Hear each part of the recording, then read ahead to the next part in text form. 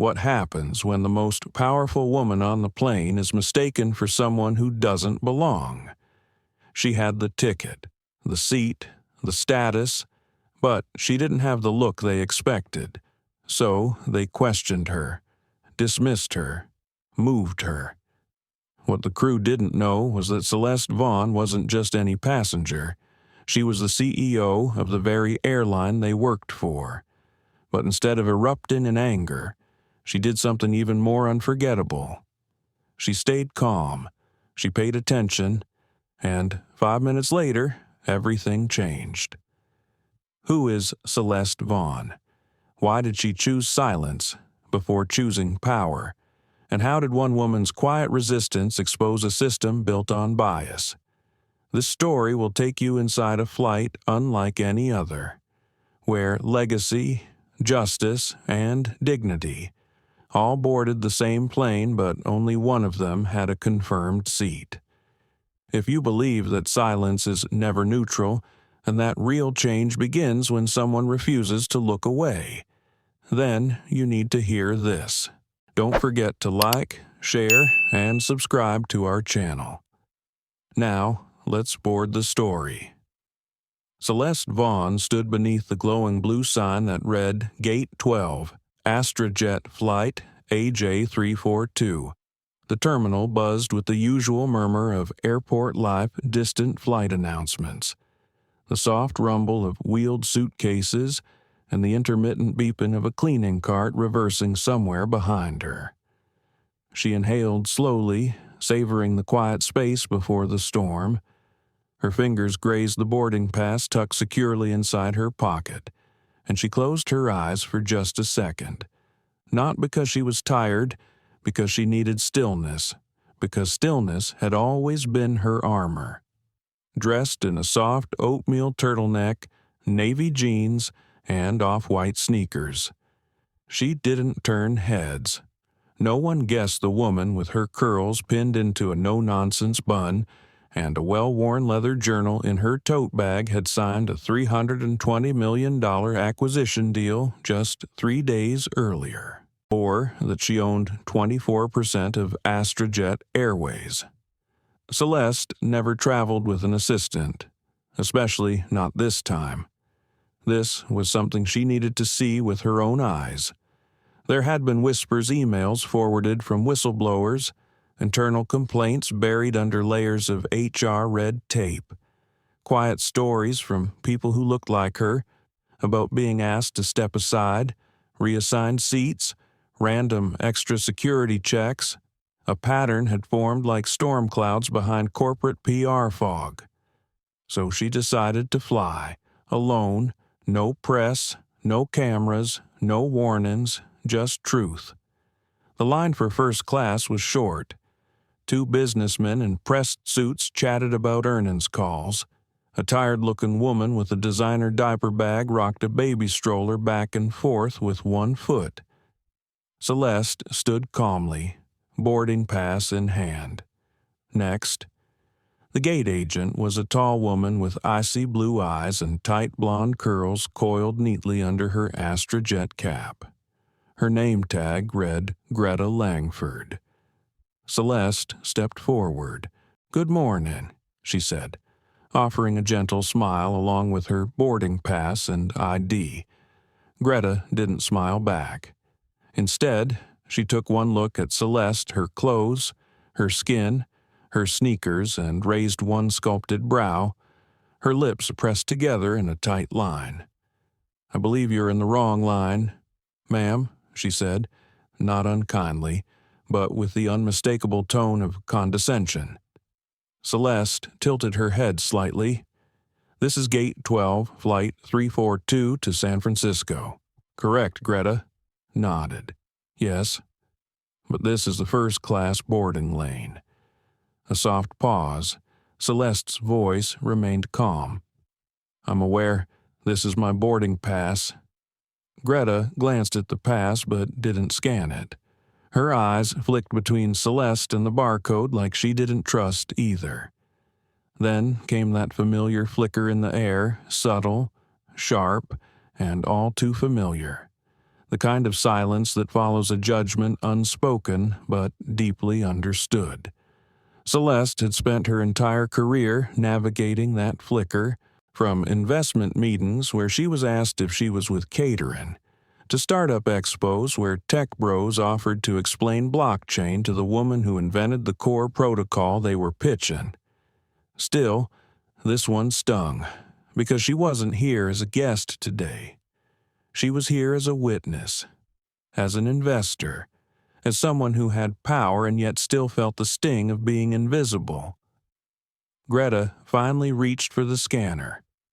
Celeste's heart pounded louder than she expected, not from fear, from the weight of every similar moment she'd endured.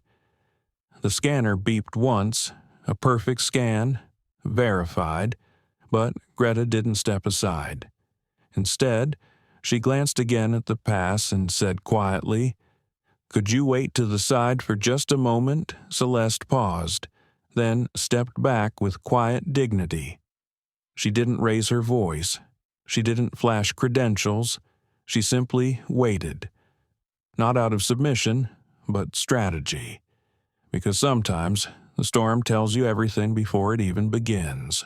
From the corner of her eye, she noticed the gate agent scan the next passenger, a tall white man in a Patagonia vest, without hesitation. No questions, no verification, no side wait. Celeste inhaled deeply again. 3 more passengers passed through before Greta turned her attention back. "You may board now," Greta said flatly, without eye contact. Celeste took her pass and ID, offered a soft thank you, and walked forward. She heard someone behind her say, "Strange." Right. You'd think they'd do better background checks. She didn't know who said it, but she knew what they meant. As she walked down the jet bridge, the cool tunnel air kissed her cheeks. Her footsteps were slow, measured. She could feel her muscles tightening, not from tension but from a kind of awakening. Something was off, and that something might already be waiting in seat 2A. She stepped onto the aircraft. A sharply dressed flight attendant with styled auburn hair and a smug expression gave her a once-over. No greeting, no welcome, just a glance that said, "You don't belong here." His name tag read Nolan Pierce. Another flicker, another gatekeeper. Celeste turned into the first-class cabin, where the quiet hum of wealth lingered in the air like invisible perfume. She was used to it. But today, it didn't smell like comfort. It smelled like evidence. The cabin was only half full. A middle-aged couple sipped champagne, a woman with pearls typed briskly on a tablet, and in seat 2A, next to the window, her name was already programmed into the system. Still, something told her this wasn't over, not by a long shot. She placed her tote beneath her seat and smoothed her turtleneck. Her fingers rested lightly on her journal.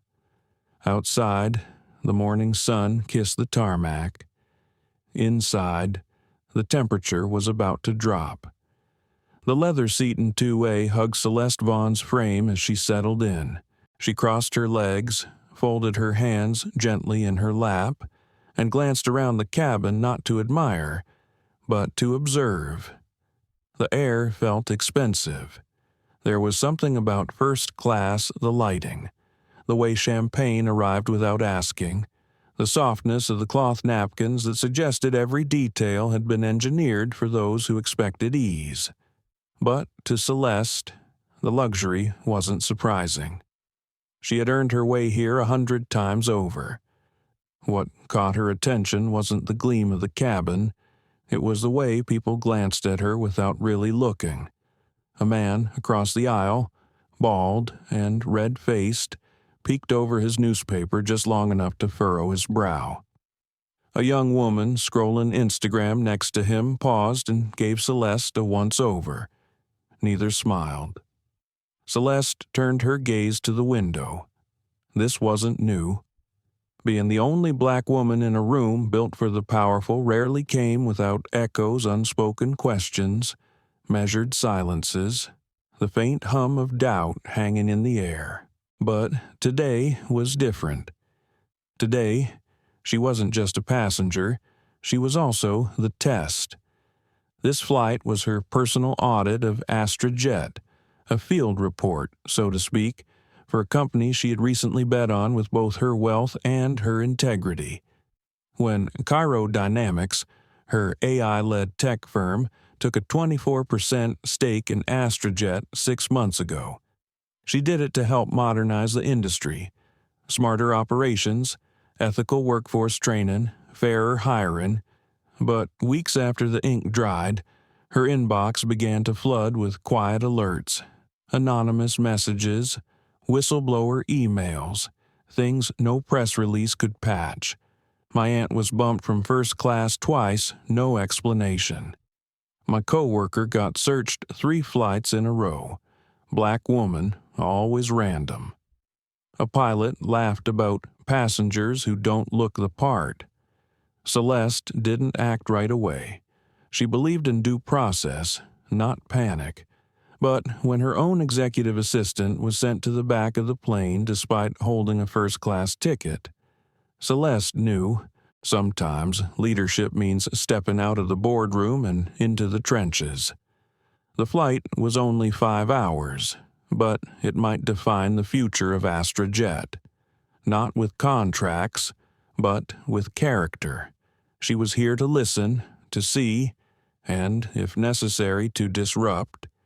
Across the aisle, the flight attendant moved down the row offering pre-flight drinks.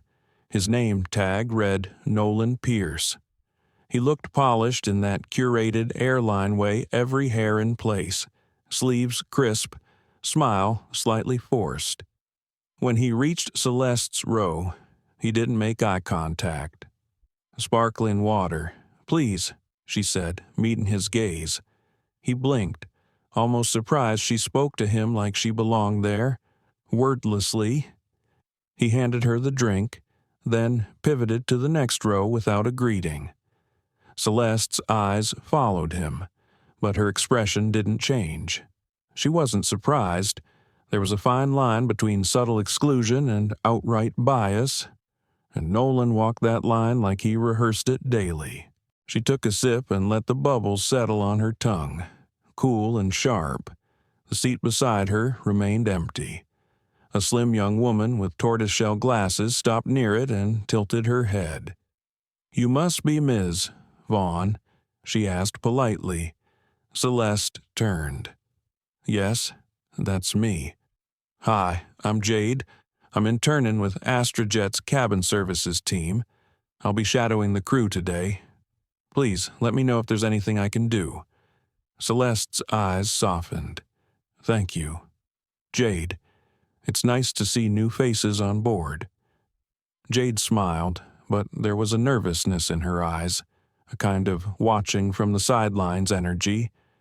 Celeste recognized it instantly, the tension of someone young, capable, and outnumbered. Jade moved on. Celeste turned back to her journal, flipping it open to a half-filled page. She had written a list of questions earlier that morning, not for the crew, but for herself. "Why are you really here? Celeste, can you stay calm when they go too far? Will you use your voice or your silence?" She wasn't sure of the answers yet. Her hand rested lightly on the paper. She didn't expect to be tested so soon. A soft voice crackled over the cabin intercom. "Ladies and gentlemen, this is Captain Dean Harwood. Welcome aboard AstraJet Flight 342 with service from Newark to San Francisco. We're just wrapping up final checks. We expect a smooth ride today. Sit back, relax, and we'll be in the air shortly." His tone was calm, clipped, professional to a fault. Celeste knew of him, one of the longest-tenured pilots in the fleet, revered for his punctuality. Notorious, however, for being indifferent to passenger complaints, he flew by numbers, not nuance. The flight attendant returned, this time with a small tray of macadamia nuts. "Here you go," Nolan said to the woman in 2B, setting down the crystal bowl with practiced care. When he turned to Celeste, his eyes skimmed her tray table, then her sweater, then her face. "No special meal for you?" he asked. Celeste blinked. "I requested vegetarian in my profile." He clicked his tongue lightly. "Didn't see anything in the system." "No worries," she replied, voice calm. "I'll take the standard option, whatever it is." He nodded, without apology, and walked away. Celeste stared at the empty tray in front of her for a moment. Then she reached into her tote and pulled out her phone, not to scroll, not to tweet, just to stare for a moment at the photo on her lock screen. It was her mother, Dorothy Vaughn, the first black woman in her school district to teach advanced physics. The woman who taught Celeste how to think deeply, act gently, and fight fiercely, just not all at once. "You don't have to scream to be heard," her mother once said, "but you better know when to raise your voice." The plane began to taxi. Celeste leaned back. Outside the window, the ground slipped slowly beneath them, replaced by sky. Inside the cabin, something else shifted, subtle, invisible, but real. She didn't know what Nolan or Greta or even Captain Harwood would do next, but she could feel the weather changing. And this time, she was ready to meet the storm. It began with a shadow. Celeste Vaughn had been gazing quietly out the window when she sensed it, a stillness that fell over her row like a thick curtain. She looked up. Standing in front of her, arms crossed just above the AstraJet wings pinned neatly on her navy blue blouse, was Greta Langford, the gate agent. Celeste blinked once, slowly. She hadn't expected to see her again. Not here. Not on board. "Ms. Vaughn," Greta said, her voice perfectly composed. "May I speak with you for a moment?" Celeste's fingers tightened around the edge of her leather-bound journal resting on her lap. She offered a polite nod. "Of course." Greta glanced at the other passengers, as if concerned about appearances, then leaned slightly closer, lowering her voice just enough to keep it professional on the surface. "There seems to be a discrepancy with your boarding record," she said. Celeste tilted her head. "A discrepancy. Yes, your name doesn't appear on our first-class roster." Celeste didn't answer immediately.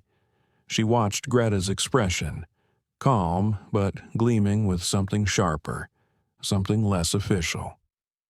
Without speaking, Celeste reached into her tote, retrieved her boarding pass, and handed it to Greta. Greta scanned it with an electronic device. A red alert flashed. Not invalid, just unassigned. She handed the ticket back with a look that hovered somewhere between pity and condescension.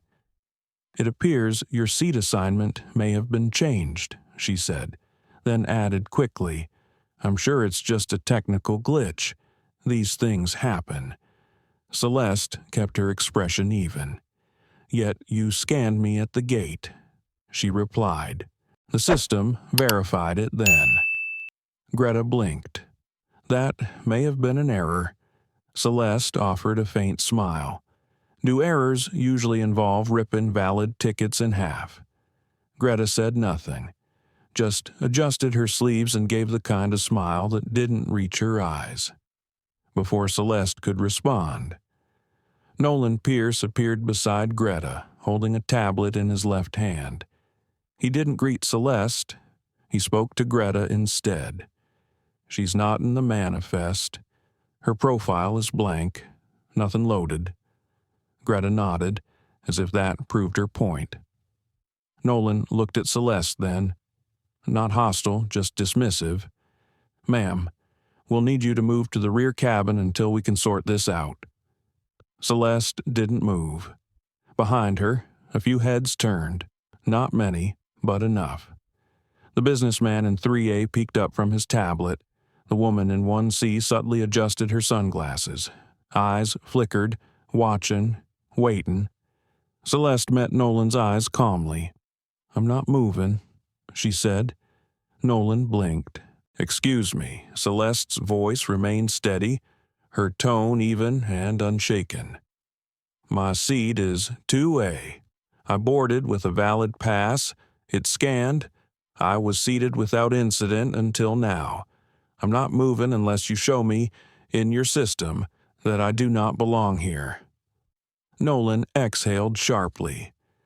"Ma'am, we're not trying to be difficult, but we have procedures." Greta folded her arms again. "And I have rights," Celeste replied gently. "I suggest you double-check your procedures before you ask a paying passenger to leave her seat based on appearance alone." The word landed like a stone dropped in a still pond. Appearance. There it was. Greta's jaw tightened just slightly. She turned to Nolan, speaking low, but not too low. "Get Captain Harwood." Nolan nodded and walked away. Greta turned back to Celeste. "Please understand, this is not personal. We just need to ensure consistency for all passengers." Celeste raised an eyebrow. "Then you should have stopped the gentleman in 2C. He boarded after me. I watched you let him through without scanning his ticket." Greta didn't respond. Celeste opened her journal, pulled out a second document, a printed copy of her booking confirmation, and held it out. "I've been flying long enough to know when I'm being profiled. I also know AstraJet's policies, and I know the law." Greta didn't take the paper. She simply stepped back, hands clasped in front of her, and said nothing more. Moments later, Captain Dean Harwood entered the cabin. His posture was tall, shoulders squared, expression unreadable, his uniform crisp, hat under one arm, silver hair combed with military precision. "Good afternoon," he said. "What's going on here?" Greta jumped in quickly. "There's a seat misallocation. This passenger's not appearing on the manifest." Harwood turned to Celeste. He looked her over the way a man surveys a storm cloud, calculating, cautious, unimpressed. "Do you have identification?" he asked. Celeste nodded and presented both her ID and boarding pass. He barely glanced at them. "Ms.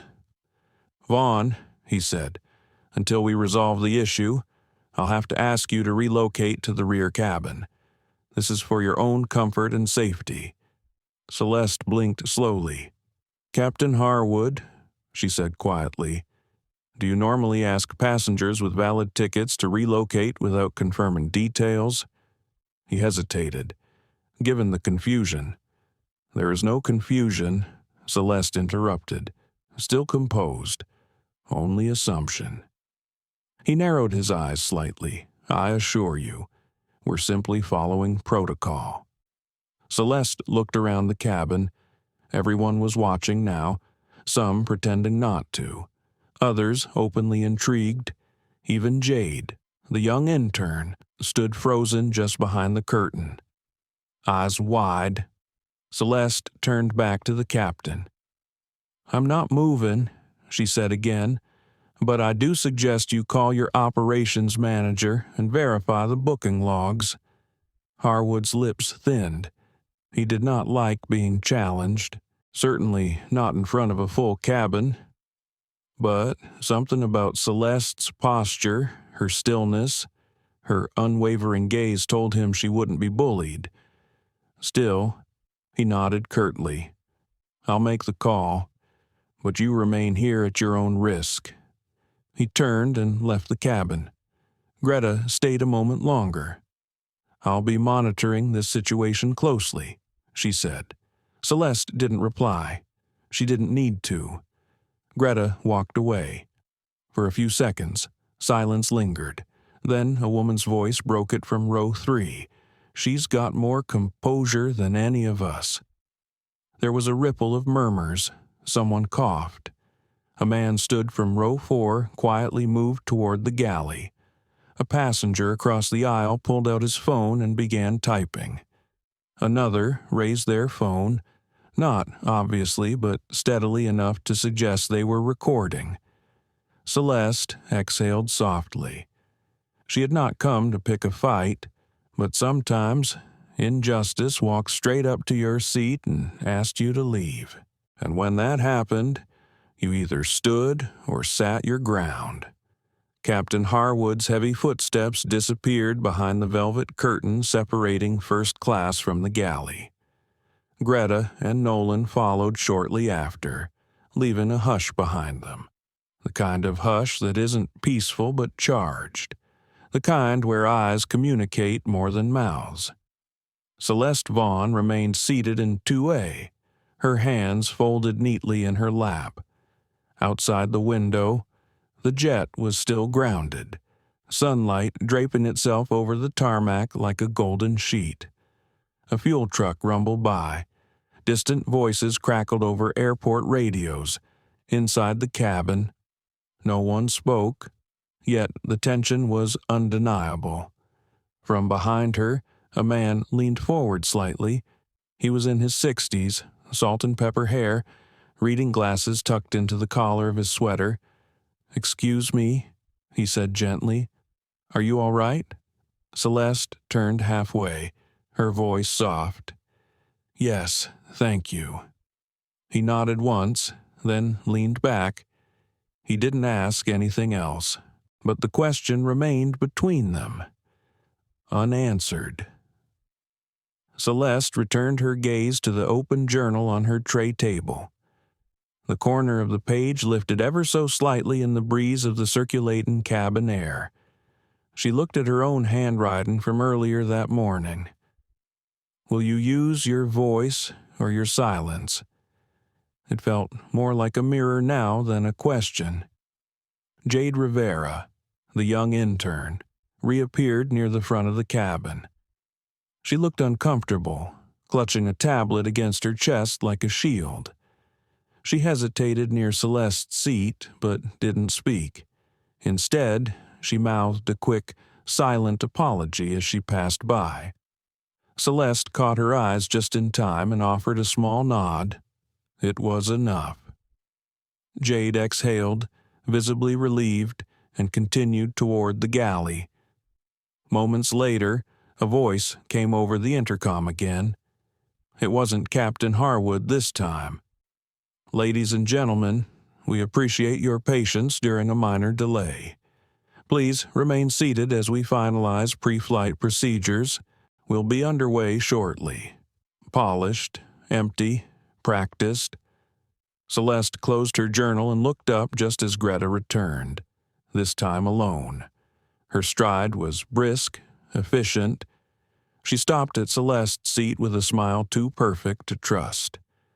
"Good news," she said, as if this were all a harmless misunderstanding. "We've identified the issue. It appears your booking was transferred internally to a corporate reservation. The system flagged it as staff travel, not passenger seating. We've confirmed now." Celeste tilted her head, calm but piercing.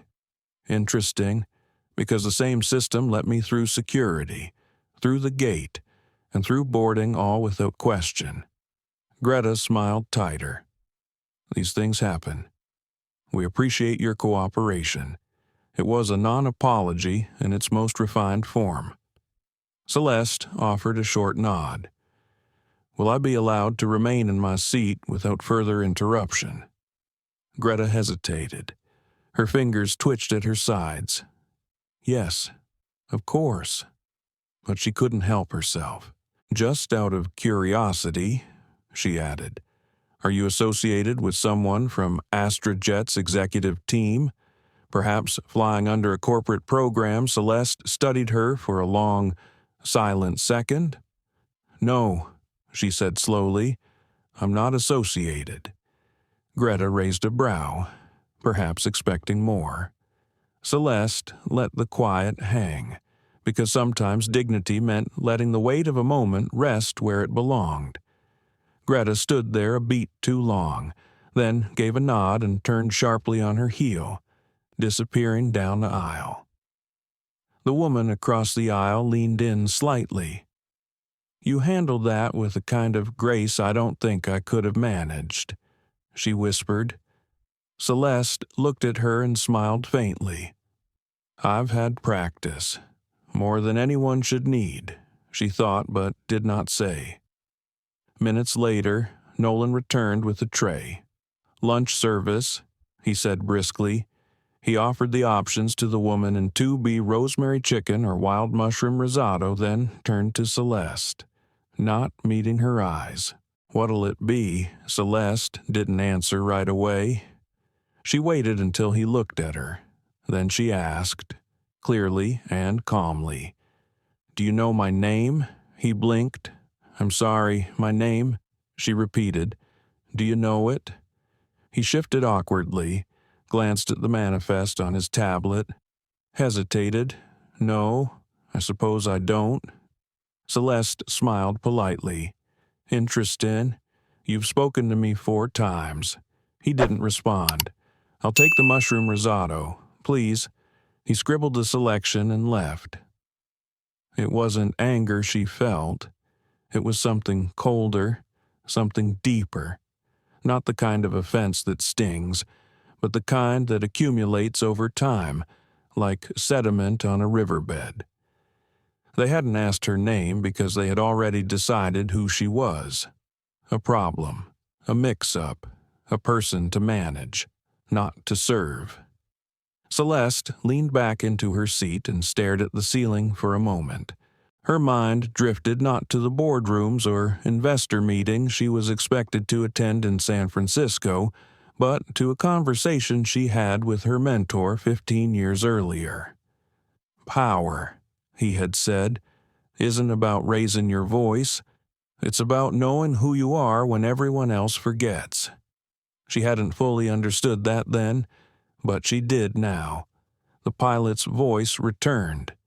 Cabin crew, prepare for departure. Engines roared to life. The plane trembled slightly, a quiet warning before takeoff. Celeste braced herself against the armrest and closed her eyes. As the aircraft pulled onto the runway and began its rapid ascent, she felt a strange stillness return. Not peace, exactly, but certainty. She wasn't here by accident. She wasn't in this seat because someone allowed her to be. She was here because she chose to be, and because no system, no silence, no smiling gate agent could erase that. Not today. The plane climbed into open sky, breaking through the last of the clouds. A beam of sunlight spilled across her lap. For the first time since boarding, Celeste allowed herself to exhale fully. She didn't know how the rest of the flight would go, but one thing was clear. They didn't know her name, but by the time this was over, they would somewhere over Nevada. The seatbelt sign blinked off with a soft ding. Celeste Vaughn barely noticed. She was staring at the ceiling again, her thoughts looping in quiet, relentless circles. The engine's soft hum had become a lullaby of calculation. Each breath in was steadiness. Each breath out, a decision. A flight attendant passed with a tray of drinks, but Celeste waved it away. She wasn't thirsty. What she needed couldn't be poured into a glass. Across the aisle. The woman in 2B leaned back with a sigh, flipping through a business magazine without reading. Jade Rivera stood at the galley entrance, pretending to arrange plastic cups, but her eyes were on Celeste. She seemed like she wanted to say something but didn't know how to begin. Celeste turned her head, gave her a small, patient smile. That was all it took. Jade slipped into the empty seat in front of her, spun around carefully, and lowered her voice. "I'm sorry." Celeste blinked. For what? For not saying something earlier. For standing there like I was part of it. Celeste closed her journal. You weren't part of it. I didn't stop it either. Celeste studied the young woman's face. There was no malice there, just weariness, and maybe something else. Shame. You're new, Celeste said gently. Jade nodded. First month, I'm just shadowing crew this week, but when they started questioning your ticket at the gate, I knew it wasn't about logistics. Celeste didn't press. She waited. Jade swallowed hard. They do this, she whispered. Not just once. I've seen it happen twice already. Both times. It was someone who looked like you. That hit different. Celeste wasn't surprised, but hearing it from someone inside the confirmation was a weight that settled in her chest. Why haven't you spoken up? She asked softly. Jade hesitated, then looked down at her badge. Because I'm an intern. Because I'm on contract. Because I'm afraid I'll be gone before I ever get the chance to matter. Celeste leaned forward slightly. Let me tell you something. Jade, you already matter. The moment you notice injustice, you're part of the story. The only question is how you choose to show up in it. Jade looked up slowly. I don't want to be quiet anymore. Celeste nodded. Then don't be. Just then. Nolan approached from the galley. He paused when he saw the two of them, expression unreadable. Jade stood up quickly and returned to her station. Celeste turned back to the window, but Nolan cleared his throat. Ms. Vaughn. The first time he had used her name, Celeste looked up, cautious. We've had word from our operations desk, he said. They're confirming your reservation as part of a premium executive block. But there's something else. He handed her a small, sealed envelope with the AstraJet logo. What is this? She asked. He glanced around before leaning closer. It's from the corporate office.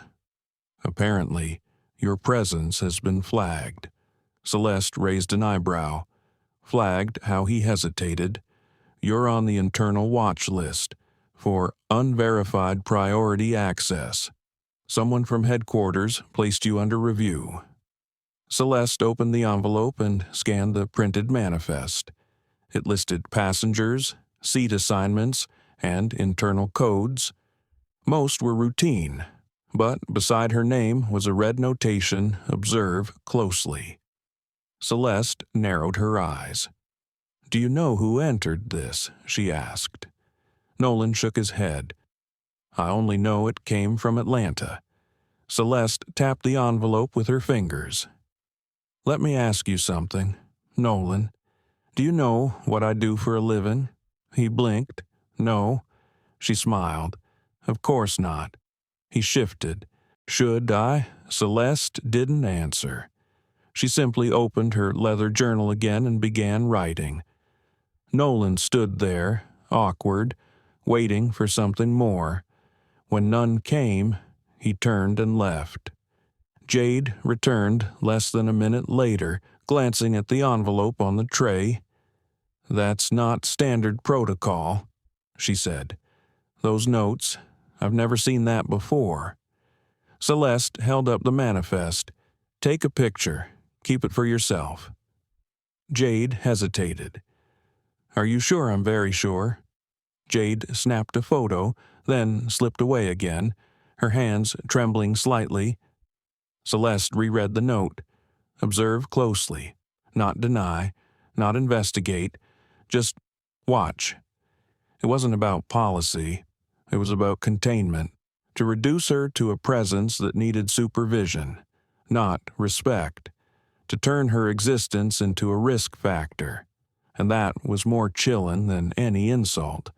because it meant the system didn't even need a reason. It only needed a button to press, a box to check. The flight continued, clouds shifting like tides beneath the fuselage. Celeste didn't sleep. Her mind remained too active, mapping the implications. If she was flagged now, how many others had been? How many women, how many people of color sat in these seats under scrutiny they never knew about? How many were told, in subtle but insidious ways, that they didn't belong? The weight of it wasn't rage, it was deeper. It was knowing how much silence gets built into the foundations of systems. How many small humiliations pile up until someone finally says, "Enough." Celeste tapped her pen gently against her journal and thought about timing. 5 minutes. That's all it took at the gate for Greta to decide she didn't belong. And maybe 5 minutes more before the system escalated it. But change, real change, that took longer. It took calm.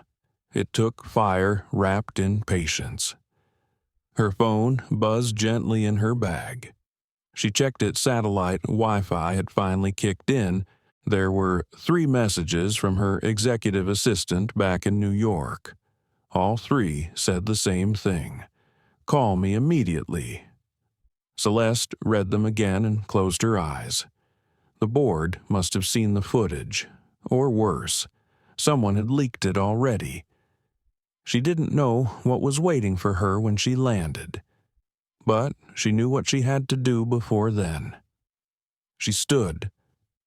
Several passengers turned as she made her way toward the galley. Greta was there, going over inventory on a small tablet. She didn't look up. Celeste waited. Greta finally noticed and glanced at her. "I'd like to speak to the captain," Celeste said. Greta blinked. "He's occupied at the moment." Celeste didn't waver.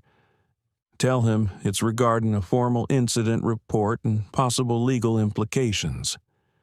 Greta straightened. Understood. Celeste stepped back. She didn't raise her voice.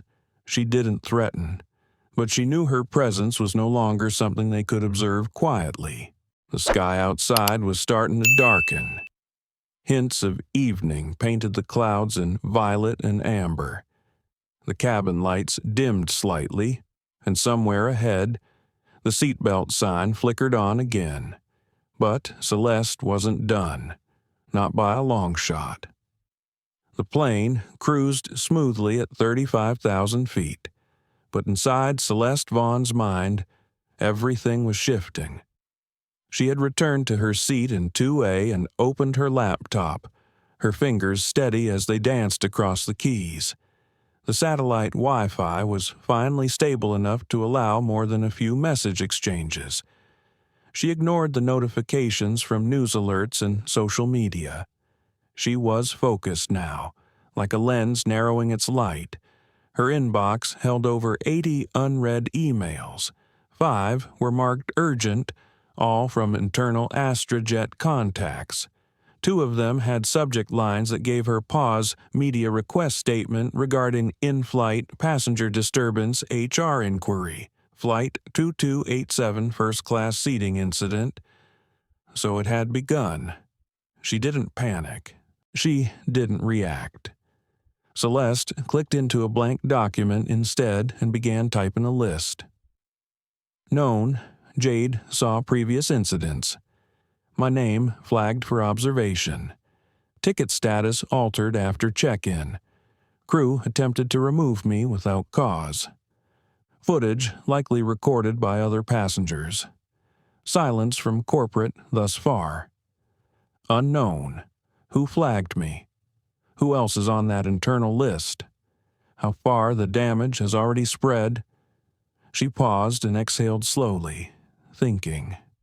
A shadow passed along the cabin wall as a crew member walked by. She didn't need to look up to know it was Nolan. She closed the document, opened her video call app, and clicked on her assistant's contact. 3 rings. Then a familiar voice. Celeste. Yes, Ava. I'm in the air. What's the situation? Ava's voice was clipped but composed. The footage is circulating, a short clip from the gate. It shows the agent pulling your boarding pass and raising her voice. Celeste didn't flinch. How viral, 500,000 views in 2 hours.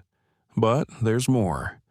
An anonymous account uploaded a recording from inside the plane. It shows you seated, calm, while the crew hovers like you're a threat. Celeste nodded slowly. Let me guess, comments are already divided. You've got support, but the usual voices are out, saying you pulled a race card, that it's just a misunderstanding. You know the routine. Celeste leaned her head back against the seat. Tell comms to prepare a statement, but not to release anything yet. I want to handle this personally first. Any word from Ezra? Not yet, but corporate knows who you are now. They're scrambling, and Celeste. Yes, they didn't know you were on that flight. You flew under your initials. I think someone in operations flagged you without realizing who you were. Of course they did. Celeste opened her journal again, wrote down 3 words, anonymous until needed. Keep me updated. I'll land in an hour. I will. And Celeste? Yes, you didn't deserve this. Celeste smiled faintly. I know. She ended the call. For a moment, the hum of the engines filled the silence like white noise therapy. Outside, clouds scattered like ripples across a lake of sky. Her reflection stared back faintly from the window. She studied it. What am I really doing here? She knew the answer, but she wanted to say it aloud, to name it. This wasn't about her comfort being disrupted. This was about a pattern, a design so subtle it looked like coincidence, until you stepped back far enough to see the architecture of exclusion. People like Greta, systems like internal watch lists, protocols built not for protection, but control. Celeste wasn't trying to make a statement. She was trying to break a silence. Behind her, she heard a soft voice. Excuse me, Ms. Vaughn. It was Jade again. She was holding a tablet, her expression cautious. I just thought you should see this. She passed the device to Celeste, who tapped the screen. A memo. Internal AstraJet email. Subject R.E. Vaughn incident. Containment strategy.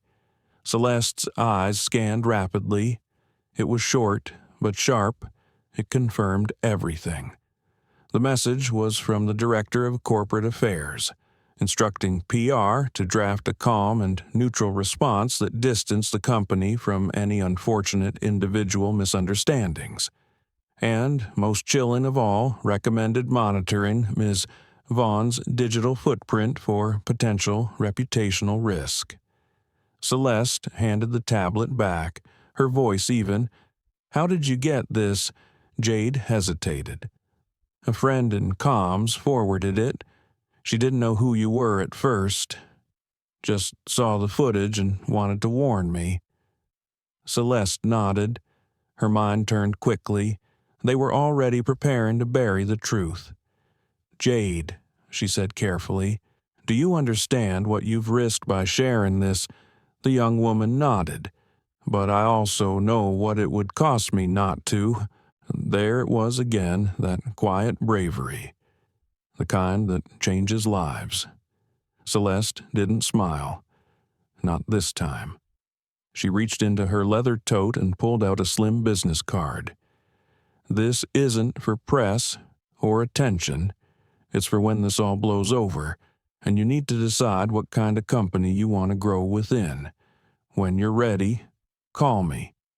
Jade took the card with trembling fingers. Thank you. Now go before they notice. Jade walked away slowly, the card pressed flat against her palm. Celeste sat back again, Every choice had gravity now. Every word spoken or left unsaid carried weight. She tapped into the Wi-Fi again, opened a private file-sharing link, and uploaded everything she had, the flagged manifest, the envelope from the crew, the internal memo. She labeled the folder Equity Audit to AstraJet. It wasn't a threat, not yet. It was insurance. Just then, the captain's voice broke through the speaker. "Ladies and gentlemen, we're beginning our descent into San Francisco International Airport. Please ensure seat backs and tray tables are in their full upright position." The plane tilted gently. Below, the curve of the bay came into view. Celeste gathered her belongings without rushing. She packed away her journal, her laptop, her thoughts. There would be questions waiting at the terminal. Some might be kind. Most wouldn't. But she would be ready. Not just to speak, but to decide. Because now the game had changed. They no longer had the luxury of pretending she didn't exist. As the plane taxied toward the gate, the cabin filled with soft murmurs, clicks of seat belts, and the rustling of carry-ons being pulled from overhead bins. Celeste Vaughn remained seated, her belt still fastened. She wasn't in a hurry to stand. Not yet. Outside the window, runway lights blurred into long orange streaks against the deepening dusk. The skyline of San Francisco glittered in the distance, but her mind was somewhere else, locked in the in-between space where clarity sharpens just before confrontation. The PA chimed again. "Ladies and gentlemen, we've arrived at San Francisco International. Please remain seated until the captain turns off the seatbelt sign." Jade walked down the aisle, eyes briefly meeting Celeste's. No words passed between them, but something did. Understanding. Resolve. Celeste finally unbuckled and stood. She moved with deliberate calm, gathering her leather tote and coat. Around her, other passengers were stretching, chatting, checking phones. Most had no idea that anything extraordinary had unfolded on this flight. Or if they did, they were choosing not to look too closely.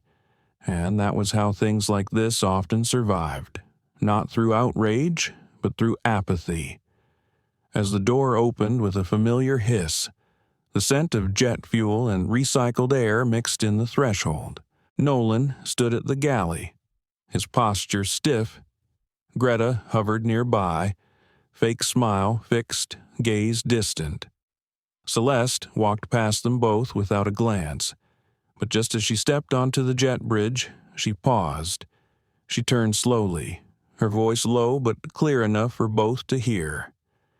"You'll want to keep an eye on today's news cycle. I expect your names may be trending by lunchtime." Then she turned and walked on. It was not a threat, it was a courtesy. At the end of the jet bridge stood a cluster of airport staff, some in AstraJet uniforms, others in dark suits. A woman with a clipboard and earpiece stepped forward. Ms. Von Celeste offered a polite nod. "Yes, I'm Lydia Denton with SFO Passenger Relations. AstraJet has asked us to escort you to a private lounge for clarification. The word hung in the air like a trap. "Who else will be in this lounge?" Celeste asked. Lydia faltered. "Just myself and a liaison from AstraJet Corporate." Celeste looked behind Lydia. At the far end of the corridor stood a man in a gray suit. Clean cut. Nervous energy.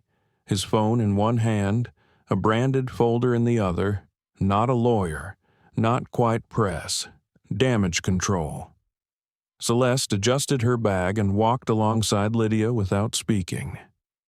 They passed gates and digital screens flashing flight statuses, past travelers on layovers with headphones and lukewarm coffee. The lounge was tucked near a restricted hallway, glass doors etched with the AstraJet insignia, Inside, everything gleamed: leather chairs, bottled water in neat rows, a low hum of chill music. Too sterile to feel human, the man in the suit stood and extended his hand. "Ms. Vaughn. My name is Reese Callahan. I'm with Corporate Affairs." Celeste didn't take his hand. She lowered herself into a chair and folded her hands calmly in her lap. Reese sat across from her and opened the folder. "I'll be brief. We regret the confusion earlier today. Our internal systems flagged your name in error. It appears your priority status didn't sync properly with your boarding credentials." "Stop." Celeste's voice was not loud, but it sliced through his explanation like a thread through silk. Reese blinked. "Ma'am, I've seen the manifest," she said, "the one marked for observation. I've read the internal memo, the one suggesting you monitor my digital footprint. I've been watching your company scramble to minimize my presence since Wheels Up." Reese closed the folder slowly.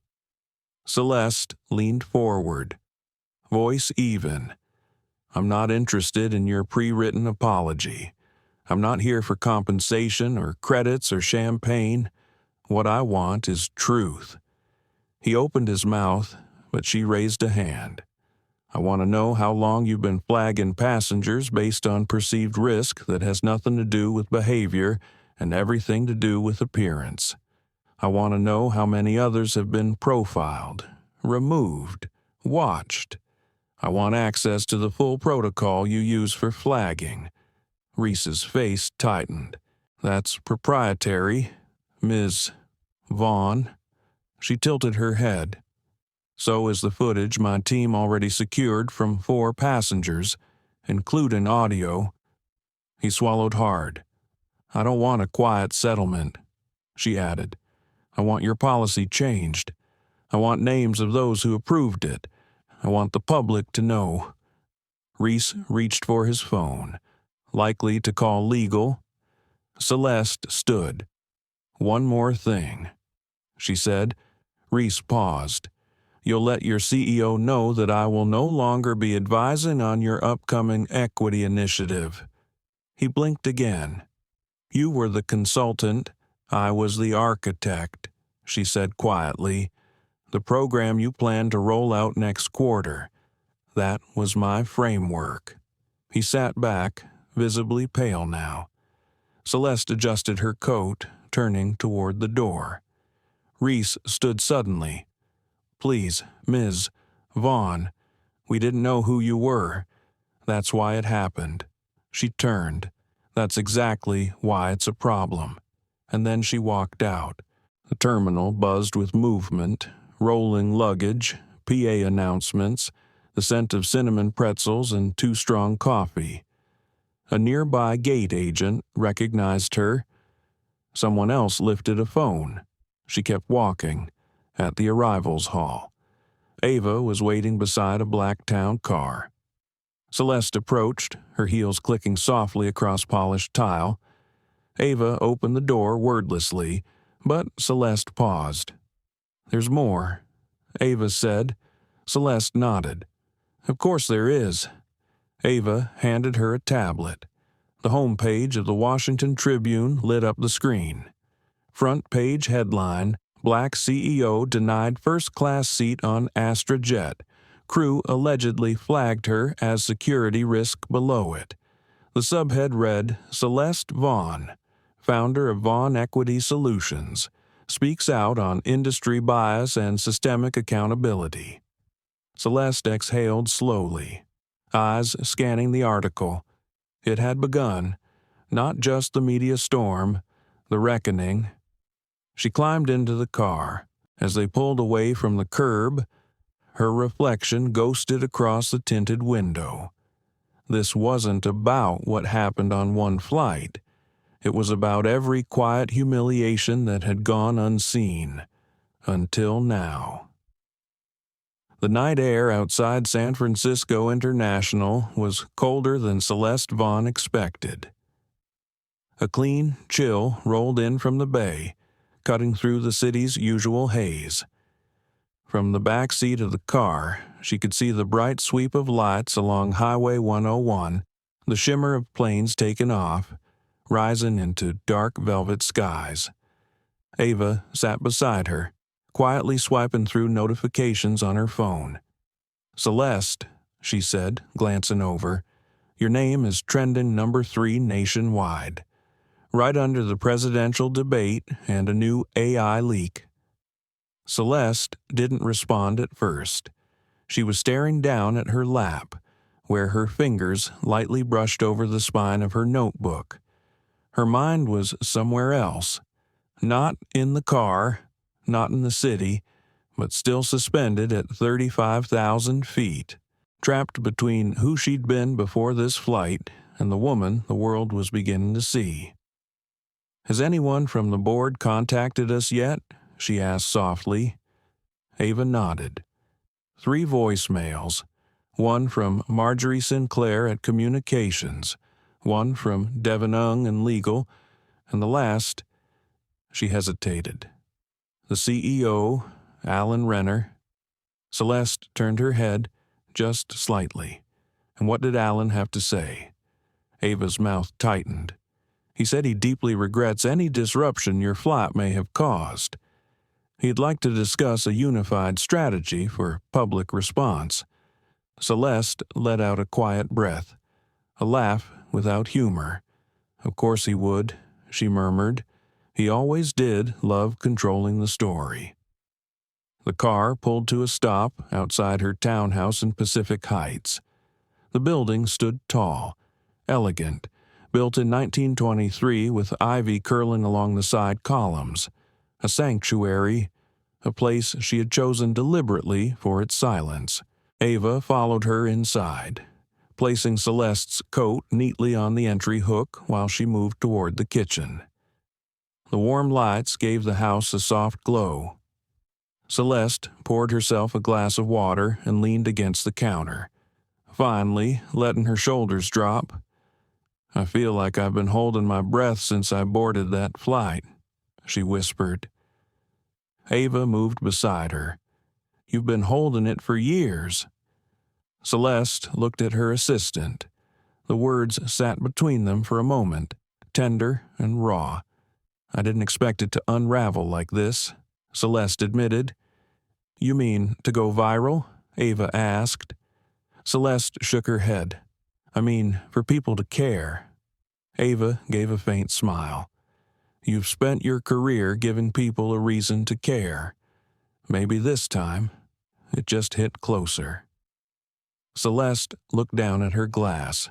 The condensation clung to her fingers like dew. "It's strange. The world sees me now as this unstoppable CEO, this symbol of resistance, but the truth is, I almost said nothing. I almost let it go." Ava sat on the stool beside her. "Why didn't you?" Celeste thought for a long moment. "Because I saw the fear in Jade's eyes and the silence in Nolan's. I saw a system devouring its own people to preserve comfort. And I thought, if I don't speak now, what does that make me?" A soft chime interrupted them. Ava picked up her phone. "You're going to want to see this." Celeste took the screen. A new video, short, shaky, a woman in her early 30s speaking directly to the camera. "My name is Kendra Bell. I'm a former AstraJet flight attendant. I was let go last year after I filed a report about internal bias in crew assignments. I was told I was imagining things, that I was too sensitive. But when I saw the footage of what happened to Celeste Vaughn, I knew I had to say something. The video cut to screenshots, documents, emails, names. More were coming forward. A domino had fallen." Celeste returned the phone and walked to the windows facing the bay. Her reflection looked back at her, framed in city lights and ocean shadows. She thought about every conference room she had sat in where her ideas were quoted but not credited. Every boardroom where her silence was mistaken for agreement. every polite smile she had worn like armor. Now the armor was off. She turned to Ava. "I want to meet with Jade Rivera again, in person, this week." Ava nodded, already penciled her in for Friday morning. "She's nervous, but she agreed. Good. She's the first real proof of what's possible." Celeste stepped back toward her study and pulled a folder from the bookshelf. Inside were drafts of the equity initiative she had written for AstraJet, metrics, recruitment strategies, audit protocols, a full roadmap for structural change. She dropped the folder into the fireplace. Ava blinked. "Wait, I'm not giving them my work anymore," Celeste said softly. "If they want change, they'll have to come earn it, from the ground up." The flames took the paper quickly, words curling into embers. The room flickered in amber light. Celeste sat again, calmer now, still, her pulse even, her thoughts aligned. "There's going to be backlash," Ava warned gently. Celeste gave a slight nod. "There always is, but this time I'm not afraid of it." Just then, another alert buzzed on Ava's phone. She scanned the screen. "This one's from Julian Keller. CNN wants to do a full interview with you. Primetime slot." Celeste didn't answer immediately. She was staring at the fire. "I'll think about it," she said finally, "but not as a spectacle. I'll speak if it helps someone else feel less invisible." A pause, even just one. Ava leaned back, her voice softer now. "You know, my little sister has a photo of you on her vision board. You didn't even know. You've been showing up for people long before they recognized it." Celeste smiled at that, a real smile. "Tell her to keep it up. We need more of her." The flames settled into low, glowing coals. Outside, the city buzzed, oblivious to the quiet revolution beginning in one living room. In the days ahead, more messages would come, lawsuits filed, policies challenged, protests planned. But in that moment, Celeste Vaughn allowed herself something rare: peace, because she knew that change was no longer a concept or a campaign. It had a face now, hers, 3 days after the flight. Celeste Vaughn sat across from Alan Renner in a glass-walled conference room on the 29th floor of AstraJet headquarters. The building rose like a silver monolith above downtown San Francisco. Expensive art lined the corridors, and a long table gleamed beneath sterile lights. Celeste had been here before, many times, as a consultant, a keynote speaker, a strategic partner, but today she sat in a different chair, one no longer offered, but taken. Alan adjusted his cufflinks and forced a smile. He looked thinner than she remembered. Maybe it was the lighting. Maybe it was the fear. "I want to begin," he said, "by acknowledging what happened to you was unacceptable. We've suspended the crew, we're reviewing the incident, and we're launching an internal DEI audit this month." Celeste said nothing. He cleared his throat. "We'd like you to return as lead advisor for the equity rollout.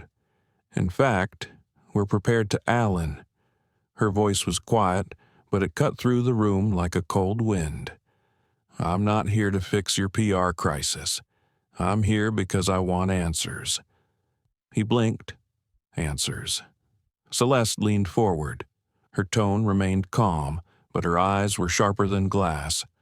"I want to know how long you've been using the SRP tag." Alan hesitated. "You'll need to be more specific." She pulled out a printout, folded, clean. She slid it across the table. The words were simple: Passenger Designation SRP, Security Risk Protocol, assigned manually, approved by lead flight officer. Celeste's name was on it. Alan sighed and pinched the bridge of his nose. That was never meant for passengers to see. It's an internal guideline, a precautionary code for flagging potential issues, based on what skin tone, last names, social media photos. He flinched. Celeste stood and began walking toward the large windows. Below them, the city pulsed in traffic and movement, as indifferent as ever. She turned back slowly. I've reviewed 8 cases in the last 6 months where SRP was applied. 7 were people of color.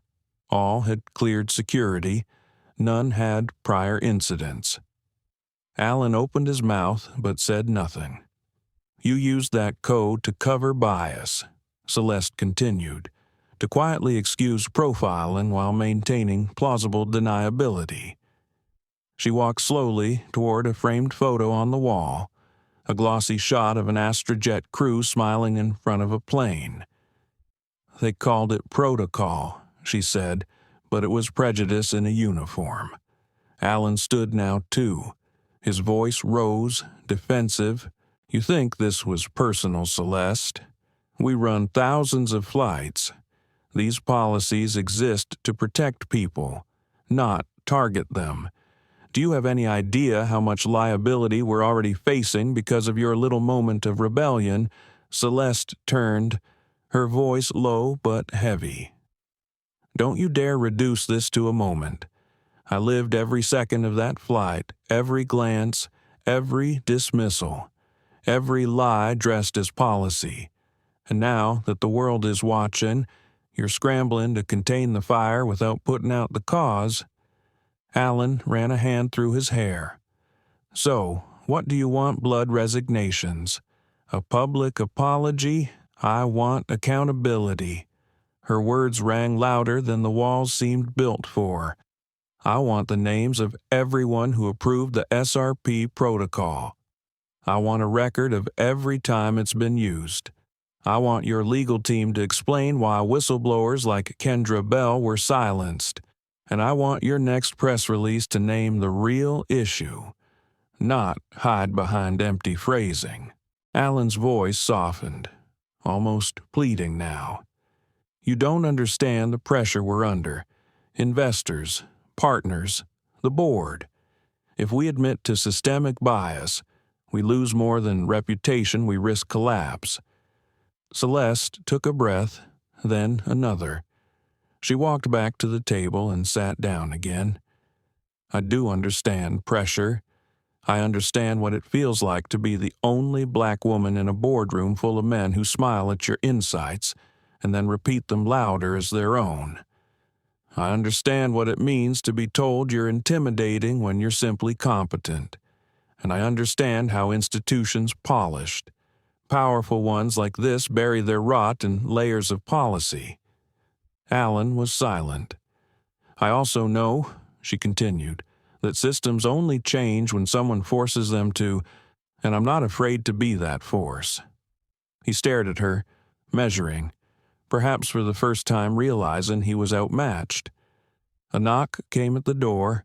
Ava stepped in, holding a folder. Sorry to interrupt, she said, but the legal team just sent over the SRP authorization log. Someone leaked it. Celeste took the folder. She flipped through the pages. Each line was dated, each code signed, some by Alan himself. When she looked up, he had turned pale. I suggest you start thinking about your resignation speech, she said quietly, because if you don't step down, this entire company will burn in the court of public opinion. Alan swallowed. Do you want the company to burn? He asked, genuinely confused now. Is that what you want? Celeste? No, she said. I want it to rise, but only if it rises on truth. She gathered the folder and left the room without another word. The hall outside was strangely silent. Ava walked beside her as they reached the elevators. CNN just confirmed. They want a full 1-hour special. You, Jade Rivera, Kendra Bell, and a few others. Celeste nodded slowly. Schedule it. Ava hesitated. Are you sure? Yes, it's time. As they stepped into the elevator, Ava asked, "Do you want me to call Jade?" Celeste glanced down at the folder in her hands. All the names, all the patterns, all the truths long hidden. "No," she said, "I'll call her myself." Outside, the wind had picked up, the city was changing. So was she. Celeste didn't feel angry anymore. She felt ready, not for revenge, but for reckoning. The sun was still low when Celeste arrived at the cafe tucked between the old bookstore and a florist in Hayes Valley. It was quiet there, deliberately off the grid. No signs of press, no boardroom buzz, just the hum of espresso machines and the soft clink of mugs on saucers. She found Jade Rivera already seated near the back, her hands wrapped tightly around a warm cup. She looked different from the nervous young flight attendant on the plane. Still tense, but no longer afraid. The courage in her spine was beginning to take root. Celeste sat down slowly. "Thank you for coming," she said gently. Jade nodded. "Of course. I almost didn't sleep. But I couldn't not show up." Neither of them spoke for a moment, just the sounds of morning drifting around them. Then Celeste reached into her coat and pulled out a folded document. "I need to show you something," she said, setting it on the table between them. Jade looked down. The page was a spreadsheet, long, dense, names, dates, codes. Celeste tapped a row near the middle. "This is the passenger list from Flight 237, the one we were on together. See this?" Jade's eyes moved to the code next to her name. SRP. Her mouth parted slightly, but no sound came out. "I didn't know," she whispered. "I didn't know I was flagged." Celeste reached out and gently closed her fingers over Jade's. "You weren't flagged by accident. You were on a list long before that flight." Jade shook her head. "But I've never done anything wrong. I follow protocol. I stay calm. That's exactly why it's dangerous." Celeste interrupted, her voice calm but steady, because it was never about behavior. It was about identity. Jade's hands trembled. Celeste sat back, eyes watching her closely. Not judgmental, just present. "You said something on the plane. You said you'd seen this before, that it wasn't the first time." Jade nodded slowly, remembering. There were little things. Notes passed between crew, assignments changed last minute, passengers moved to the back without reason, and it was always people like me. Celeste gave a sad smile. "That's not a mistake. It's a pattern." She slid another folder across the table. Internal reports from the past year. 84 flagged passengers under SRP. 71 were people of color. 43 were women. 27 had no prior incidents, but they were all marked. Jade stared at the folder like it might burn her fingers. "I never thought I'd be part of something like this," she said, her voice low. "You weren't." Celeste replied, "You're not part of it. You're exposing it." But I didn't say anything sooner. Celeste's expression softened. "You spoke up when it counted. That's more than most." The two women sat in silence for a moment, the weight of truth settling between them.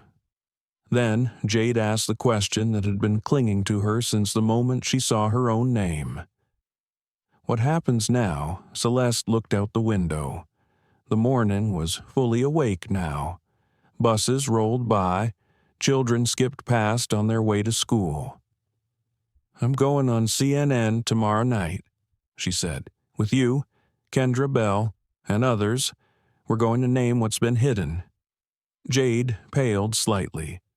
"You sure people will believe us?" Celeste nodded. "They already do. The truth isn't fragile.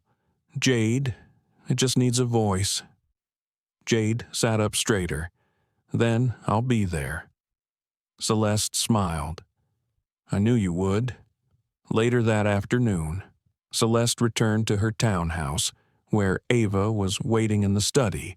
Papers covered the desk, legal summaries, leaked memos, internal communications from AstraJet's ethics board. There's more, Ava said, handing over a USB drive. Someone from IT sent this anonymously. It's a voice memo. You should hear it. Celeste plugged in the drive and pressed play. A man's voice, weary, distant. This is Thomas Heller, former VP of Security Strategy. I created the SRP tag in 2019. It was supposed to be temporary, a placeholder during an internal security review. But after I left, the code stayed in the system. I warned them it could be abused, but they kept using it. Quietly, discreetly, against anyone who didn't fit the standard passenger profile. They said it was about safety, but I knew what it really was. The recording ended. Celeste sat still for a long moment. Then she stood and walked to the window. Her reflection met her eyes again. Steadier this time. Ava, she said quietly, schedule a meeting with the ethics committee before the broadcast. Ava looked surprised. You think they'll cooperate? No, Celeste said, but I'm not asking for permission anymore. That night, she barely slept, not because of fear, but because of clarity. She reviewed every line of every policy that had once comforted her. She saw how easily bureaucracy became a shield for bigotry, how silence turned accomplices into architects, and in the quiet hours before dawn, she opened her notebook and wrote a single sentence. Her name was on the list. She underlined it twice, because tomorrow the world would see more than numbers. They would see faces. They would hear stories.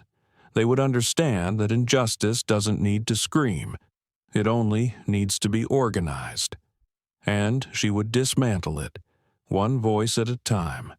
The studio lights were warmer than Celeste expected.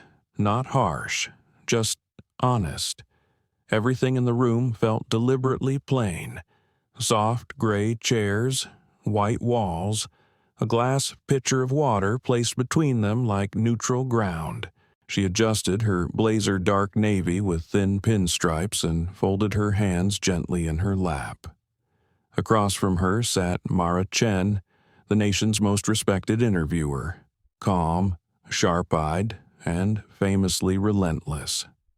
Beside Celeste were Jade Rivera and Kendra Bell, both dressed simply, but their posture held a quiet strength. Neither had spoken yet. Their presence alone said enough. The countdown began silently in the corner. 3, 2, 1. Mara turned to face the camera. Good evening. Tonight, we bring you a story that has shaken the aviation world, forced a reckoning within one of the largest airlines in North America, and exposed what many have felt but few could prove. Our guests, Celeste Vaughn, aerospace executive and whistleblower, Jade Rivera, flight attendant, and Kendra Bell, former AstraJet ethics officer. Thank you all for being here. Celeste offered a soft nod. Her voice was measured. Thank you for holding space for this conversation. Mara wasted no time. Celeste, let's begin with the flight. Flight 237, what happened? In your own words, Celeste inhaled slowly. I boarded as a passenger, quietly. I had intentionally dressed casually, hoping to observe without drawing attention.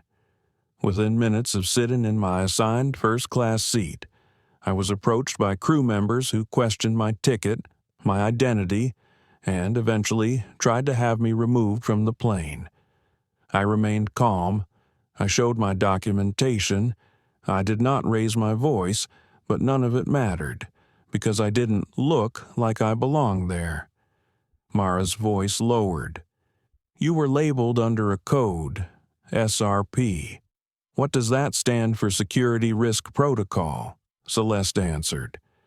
It sounds technical, but it was used as a shield for racial and gender-based profiling.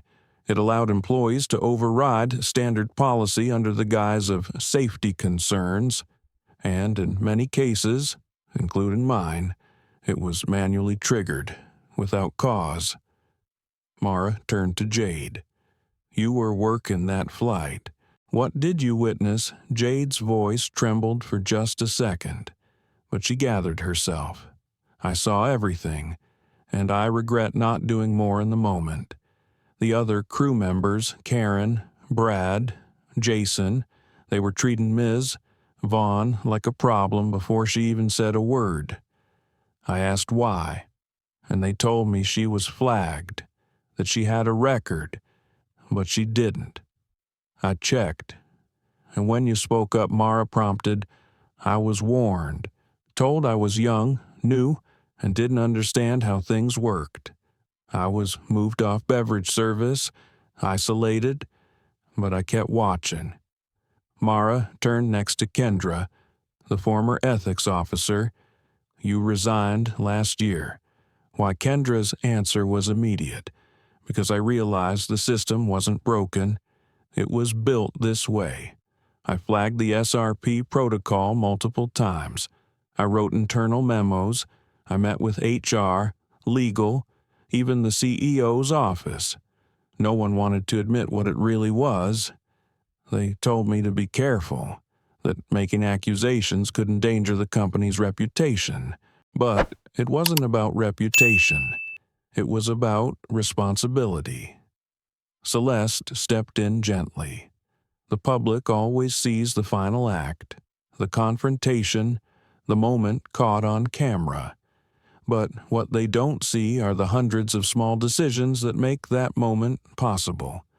A culture of silence, a protocol unchecked, a young woman ignored, a veteran officer forced to resign.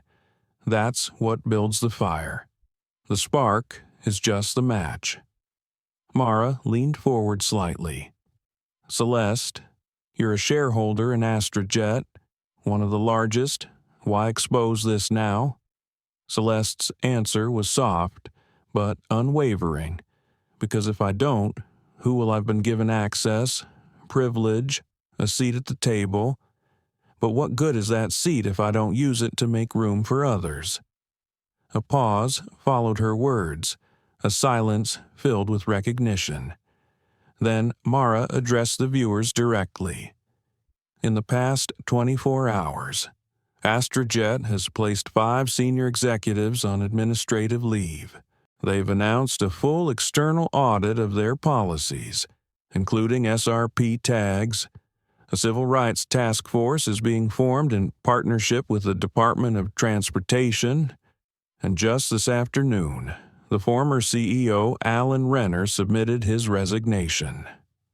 Celeste closed her eyes for a moment. She hadn't known that last part yet.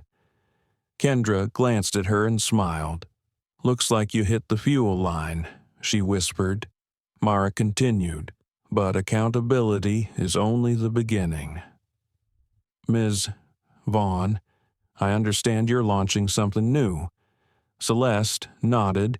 Yes, we're forming the Elevate Initiative, a nonprofit watchdog group dedicated to protecting dignity and equity in air travel. It will offer legal resources, whistleblower protections, and conduct public reporting on airline bias data. No one flies alone anymore. Mara asked one final question. What do you hope people take from tonight? Celeste looked at the camera. Not past it, into it. I hope people understand that injustice doesn't always wear a uniform or carry a sign. Sometimes it wears a smile and speaks in policy. But it can be confronted. It can be dismantled. And it must be. The credits rolled quietly. Later that night, back in her townhouse, Celeste sat on her balcony with a cup of tea and no phone in hand for the first time in days. The city buzzed faintly in the distance. Her inbox was full, her voicemail overflowing. The world had seen her now, but more importantly, they had seen themselves. Ava stepped onto the balcony, wrapped in a blanket, and handed her a folded note. It arrived by courier. No return address. Celeste unfolded it. In small, lupin handwriting, it read, "You don't know me. But I was on Flight 112 last year. They moved me without cause. I thought it was my fault. I didn't know others saw it too. Thank you. You gave me my dignity back." Tears came, uninvited but welcome. She whispered into the night, "You're welcome." And somewhere far beyond her view, someone else finally exhaled. 2 weeks had passed since the broadcast aired, yet the ripple of it still moved quietly across the country. At first, it was the headlines, then the hashtags, then the stories, like quiet brushstrokes, layered one over another. A man in Minneapolis who was asked to disembark because he didn't speak English well enough. A nurse in Atlanta removed from the exit row while her white colleague stayed. A mother in Detroit told her baby's cries were a disruption and moved to the back until a flight attendant whispered SRP under her breath. One by one, these stories emerged, and for the first time in a long time, they were believed. Celeste Vaughn sat in a small conference room on the second floor of the Elevate Initiative headquarters. The space wasn't large or extravagant, just honest, exposed brick, handwritten post-its along the walls, a pot of coffee going cold in the corner. She was preparing for a town hall, but her mind kept returning to a memory she hadn't let herself visit in years. She was 16. Sitting in the waiting area of Gate 14 at O'Hare, clutching a boarding pass with the name C. Vaughn printed on it in faded ink. She'd won a scholarship to attend a STEM camp in Colorado. It was her first flight alone. An older man in a Navy uniform walked up to her and asked if she was in the right place. She said yes, proudly. He looked her up and down and said, "You don't look like a scientist." That moment had stayed with her. Not because it hurt, but because no one had said anything. Not the woman seated nearby, not the gate agent. No one. Even at 16. She understood what that silence meant. It meant permission. She never forgot. A knock at the door brought her back to the present. Ava entered, holding a folder and a coffee in each hand. The mayor of San Francisco just confirmed she's attending the summit next month. She also wants to meet with you about Elevate's school partnership proposal. Celeste nodded. That's good. Ava paused, sensing something quieter behind her boss's calm eyes. Are you okay? Celeste looked down at her hands, folded over her lap. I was just thinking, she said, about how many times I've been told where I didn't belong. It's strange. The more you prove yourself, the more some people get threatened, like your success is an invasion. She exhaled softly. But I've realized something. Belonging isn't a door someone else opens for you. It's the ground you stand on. Ava sat down across from her, coffee untouched. People are listening now, she said, because of you. Celeste smiled. Because of us. That afternoon, the town hall was held in a repurposed auditorium just off Market Street. The room was full community leaders, former passengers, airline workers, policy advocates, students. Jade Rivera stood at the front, helping guests find their seats. Her AstraJet name tag was gone, replaced by a soft navy badge that read Elevate Crew. When Celeste took the stage, the room fell still, not because of intimidation, but because everyone there had already heard her voice. Now they wanted to see the person behind it. She began not with statistics or news clips, but with a story. I want to tell you about someone I never met. Her name was Marcia Lyle. She was a teacher in Newark. Last year, she tried to visit her daughter in Chicago. First time flying since her hip surgery. She was moved from first class to the last row because of a seating miscommunication. No apology, no refund. When she asked for help lifting her bag, no one came. Celeste looked around the room. She died 3 weeks later, not because of that flight, but her daughter said something that stayed with me. She said, it wasn't the seat that broke her. It was the message, that she didn't matter enough to be seen. Celeste let the silence breathe before continuing. We think bias looks like shouting, but often it looks like indifference, like policy with no soul, like silence where there should be outrage. She paused. My legacy will not sit in silence, and I hope yours won't either. Applause rose, not thunderous, but sincere, like a heartbeat. After the event, as the room began to empty, a young girl no older than 10 approached Celeste with a small journal in hand. Her mother stood just behind her.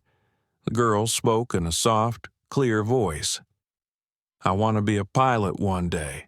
Celeste knelt so they were eye to eye. You already are, she said, touching the girl's chest, right here.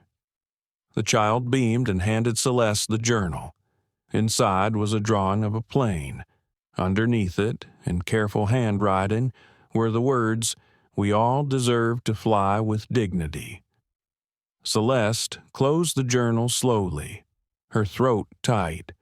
Later that evening, back at home, she placed that drawing on her mantel. Beside it was the faded boarding pass from her first flight at 16. She had kept it all these years, not as a reminder of pain, but of purpose.